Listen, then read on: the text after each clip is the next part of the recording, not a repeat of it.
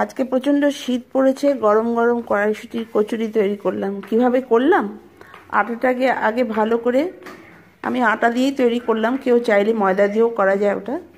আমি আটাটাকেই প্রেফার করলাম। আটাটাকে ভালো করে তেল দিয়ে, লবণ দিয়ে, ময়াম দিয়ে মেখে রেখেছিলাম কিছুক্ষণের জন্য।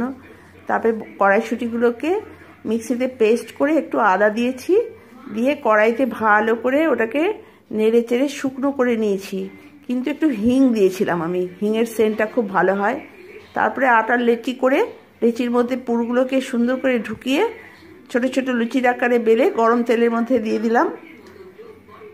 ফুলকো ফুলকো লুচিগুলো একদম পুরো ফুলে উঠলো।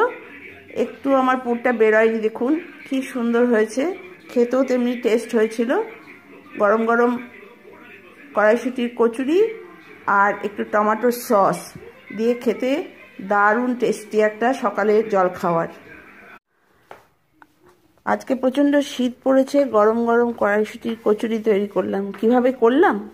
আটাটাকে আগে ভালো করে, আমি আটা দিয়েই তৈরি করলাম, কেউ চাইলে ময়দা দিয়েও করা যায় ওটা। আমি আটাটাকেই প্রেফার করলাম। আটাটাকে ভালো করে তেল দিয়ে, লবণ দিয়ে, ময়াম দিয়ে মেখে রেখেছিলাম কিছুক্ষণের জন্য। তারপরে কড়াইশুঁটিগুলোকে মিক্সিতে পেস্ট করে একটু আদা দিয়েছি, দিয়ে কড়াইতে ভালো করে ওটাকে নেড়ে চেড়ে শুকনো করে নিয়েছি। কিন্তু একটু হিং দিয়েছিলাম আমি, হিংয়ের সেন্টটা খুব ভালো হয়। তারপরে আটার লেচি করে, লেচির মধ্যে পুরগুলোকে সুন্দর করে ঢুকিয়ে ছোট ছোট লুচির আকারে বেলে গরম তেলের মধ্যে দিয়ে দিলাম। ফুলকো ফুলকো লুচিগুলো একদম পুরো ফুলে উঠলো। একটু আমার পুরটা বেরোয়নি, দেখুন কি সুন্দর হয়েছে, খেতেও তেমনি টেস্ট হয়েছিল। গরম গরম কড়াইশুঁটির কচুরি আর একটু টমেটোর সস দিয়ে খেতে দারুণ টেস্টি একটা সকালের জলখাবার।